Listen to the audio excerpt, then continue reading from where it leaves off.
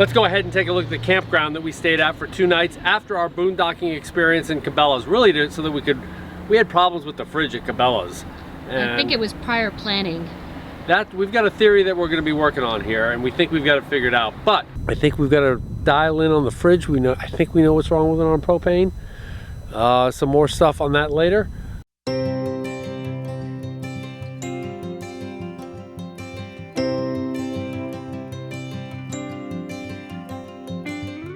Okay, welcome to this week's episode of Luv Subbin. And what are we doing this week? We are talking about problem solving. Yes, as loyal viewers of this channel know, we have been having a miserable time with our propane fridge. We have been struggling for months trying to figure out why our refrigerator does not work very well on propane. And so as many of you may know, I spent my career as a battery engineer, and I didn't do so much of the design work, but it was more into the problem solving of the batteries themselves. These batteries didn't last as long as they should. This battery had a high scrap rate. How can we improve it? And we use this definite problem solving technique that you can use with your RV to help problem solve. And this can be used for anything, but for this demonstration, we're just going to talk about how we solved our fridge problem. All right, let's get into problem solving Luv Subbin style. Okay, so the first thing you've got to do whenever you're trying to solve a problem is correct the obvious or look for the easiest solution.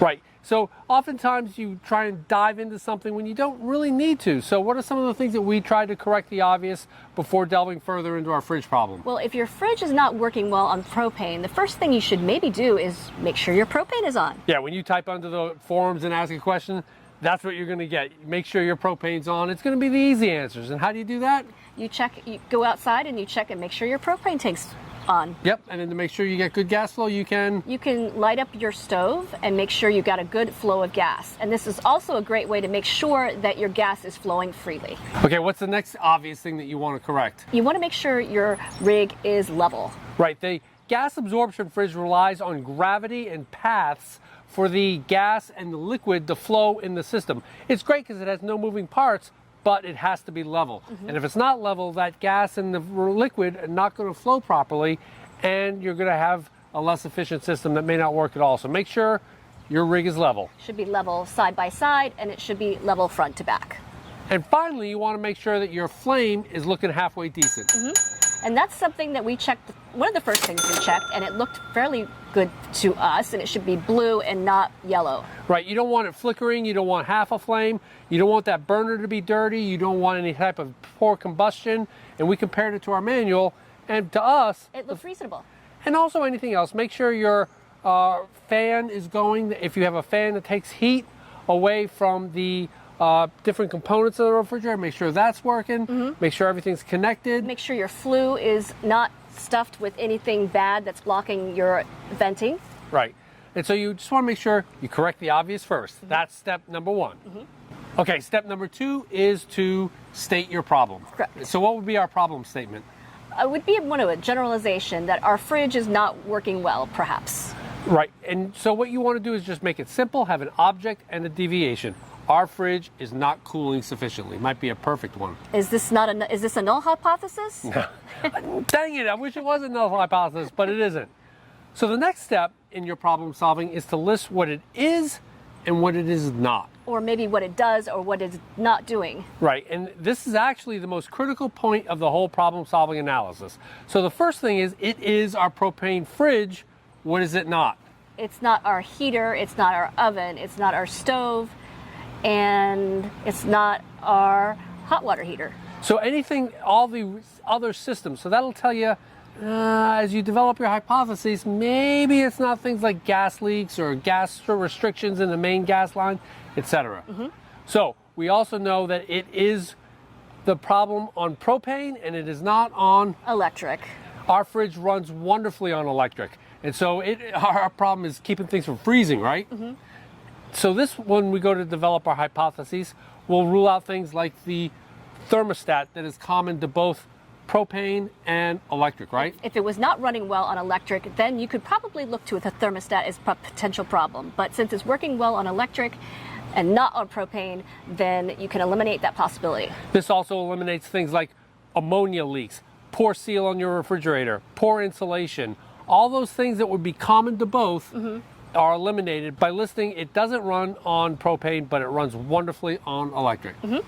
So then we were thinking, we were listing these out, and then the epiphany hit, right? Yes. So we were like, I wonder what it would do with the freezer versus the fridge. I wonder what it is. So what did we find out? Well, we ran it as a test overnight, and for some reason we decided to check the freezer as opposed to just the refrigerator. Right, because we wanted to problem solve while we knew the problem was happening. So we wanted to make sure that, yes, it's still running pretty crappy. So what was the temperatures? The temperature of the freezer was amazingly enough 21 degrees, which actually shocked me because I was like convinced that the whole refrigerator, including the freezer, wasn't working.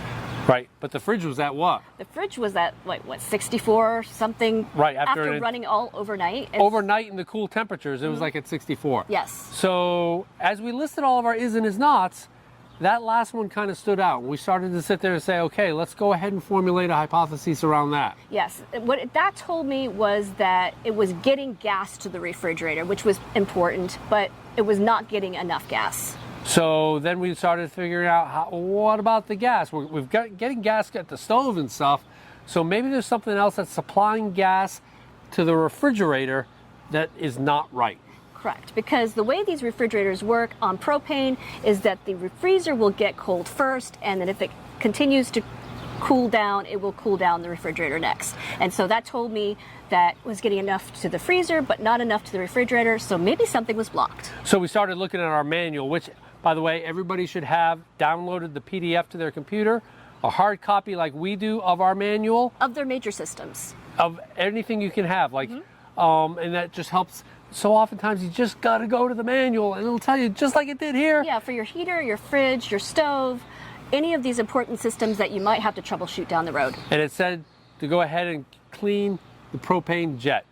So before we go ahead and go to our maintenance, I also want to give you a special bonus Luv Subbin tip, and that is to download your parts catalog as well for your particular rig. You can usually get that online, and it helps when you need a part for a dealer or something. You could say, instead of just saying, I need one of the windows for my slide out, you could say, I need part number 9064428. It eliminates all the confusion, and you make sure you get the correct part that you need. Yeah, so download that parts calendar. But like I said, without further ado, let's go back a few days to Bennington when we actually checked our systems. And see how we did. Okay, we're not fixing things in beautiful places, but we're fixing things in our driveway, hopefully. Hopefully. The story of our propane fridge, not cooling on propane, but working wonderfully on electric, continues. We've got one last ditch effort. Yes, but we found some interesting information yesterday when we were running it, right? Yes, so what's interesting is that the fridge never really cooled down much below the mid-50s, but the freezer was 21, you said? Yes, it was freezing perfectly. So the freezer's working on propane. Correct. But the fridge isn't cooling down. So what we think is we've got the orifice or the jet for the propane is Slightly blocked. Yeah, so it's not letting enough propane through. It's letting enough to freeze the freezer, but not enough to cool the refrigerator, because the way these propane refrigerators work, the freezer compartment freezes first and then everything else cools down. Right, so we're gonna go ahead and remove the protective cover here. And that's how you can view your flame as well, to see if your flame is looking good. Yep. And that's just a couple screws. Yep.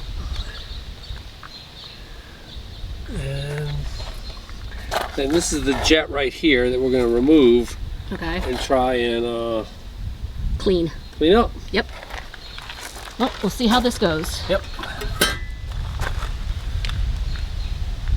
So the first step is you're going to unplug. Yeah, I just unplugged the thermocouple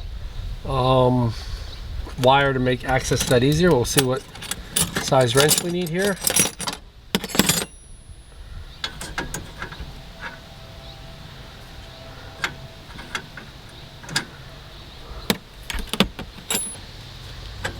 So you need something to brace the bottom while Yeah. you turn the nut, right? Yep.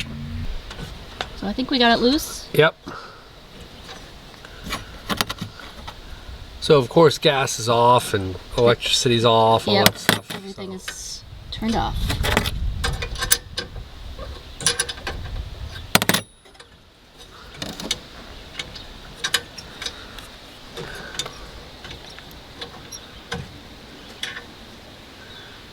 Make sure you put that on the plate. That's not something you want to lose. All right, so that's off. What are you doing? I was looking to see through the hole. All right, we're gonna go ahead and soak this in 91% isopropyl alcohol. So what are we doing? Yep, we're gonna fill this little dish here with isopropyl alcohol. And that's considered a solvent, correct? Yep. And so that should what? Well, if there's any crud in there or anything, it should kind of dissolve it. Okay. We'll let that sit for Alexa. Set timer for 30 minutes. Good morning, Rich. 30 minutes, starting now. So the next step we're going to do is make sure our flue and baffle are clean. So we're going to unclip this. And then we're going to pull out our baffle. Okay. Take a look at it, make sure it's not too bad. And then we're going to send the endoscope down the flue to see if it needs to be brush cleaned or anything. But that's not looking too bad. All right. What's the baffle do? It just, I guess, directs the heat up a certain way. Okay. Kind of weird. I don't know why you'd need to swirl the heat, but that's what it does. Okay. So the next step in our burner maintenance is to go ahead and blow out the burner with some compressed air. So there's the burner.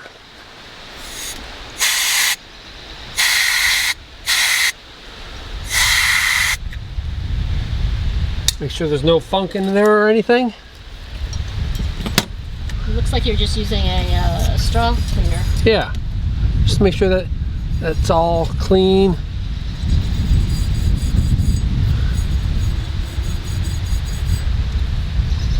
All right, let's go ahead. The next step is to send the endoscope down before we put this on, so that we can look all the way down. Okay. Sounds like a plan. So we've got our endoscope, and we're going to put that down. Take a look at see what the flue looks like, what type of condition it's in.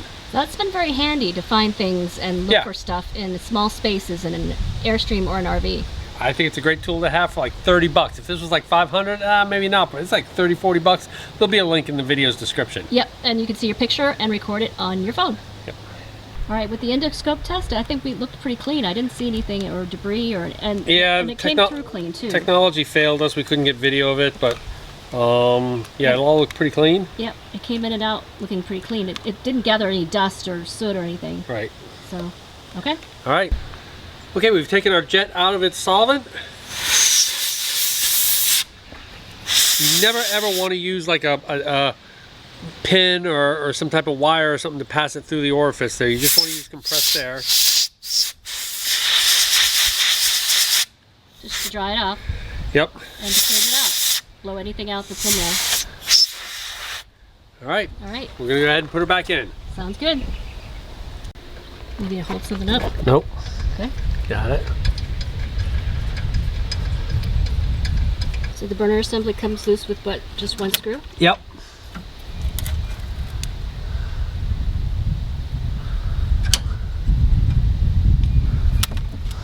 Reattaching the thermocouple. Yep. It's all good. So we completed all of our work. How did it turn out? We ran it on propane overnight, and the next morning we tested the freezer. It was at 17. We tested the refrigerator. It was at 32.7 degrees. That was like the happiest 32.7 we ever had. So we were like totally psyched. Yes, yes. And so we put it down to the normal temperature because we started off at 6. We put it down to our normal 4, and the refrigerator came up to 37, which is about perfect for us. So we consider this to be a pretty decent fix, but hopefully with this video you found out not only how to fix your fridge, what it looked like, but how to do problem solving with your RV, no matter what the problem is, whether it's with the furnace or with the tires or whatever, you can figure it out using that problem solving method that we talked about earlier. Correct. So I'm a big fan of this ThermalWorks thermometer that works for the refrigerator, and it runs through a cord and into the refrigerator. And it enables you to tell the temperature of the refrigerator without opening the refrigerator door, which is huge because every time you open up the refrigerator door, cold air falls out and you will lose a couple of degrees of temperature each time you do that. So it's best if you're working and looking at your refrigerator's temperature to not have to open that door. Yes, you know, it may not be pretty, but it's functional to have that wire go in there. And when we have the Luv Sub redone here in a few years, we are going to put in a top-loading fridge like sailboats do. Right. for that very purpose, to keep that cold air in when boondocking. So that it's hard. Is it harder for cold air to rise out? Yes, hot air rises. Okay. So that's why all sailboats have or most sailboats have a top-loading fridge. So another great tool when checking temperatures is this infrared thermometer. It will check your refrigerator temperature, it can check your freezer temperature, it can check your oven temperature, and it also can check your hub temperatures. Yep, your wheel bearings. While you're on the road. So this is a great multi-purpose tool. And when we were checking the freezer temperature, we just went in here and checked this, and it's looking like we're about 1 degree right now. Yep, 3 degrees. And we're running on electricity right now because we can. Why not? Exactly. And so this was a great way to test the freezer temperature while still keeping the thermometer for the refrigerator. All right, well, there you have it. We fixed our fridge using our problem-solving methodology. What do you think? I'm so excited because this opens up the boondocking for us immensely. Yeah, I mean, there's nothing worse than having a fridge that you're squiffy about. So Yes. we're pretty happy Yep. to hit some boondocking. Absolutely. So if you like this video, Give us a big thumbs up. and if you think you've earned a subscription, click to subscribe. And comment below if you have troubleshot anything on your rig and if you have any tips for us. Because we come out with RV and Airstream related videos just like this one every Tuesday. Thanks for watching.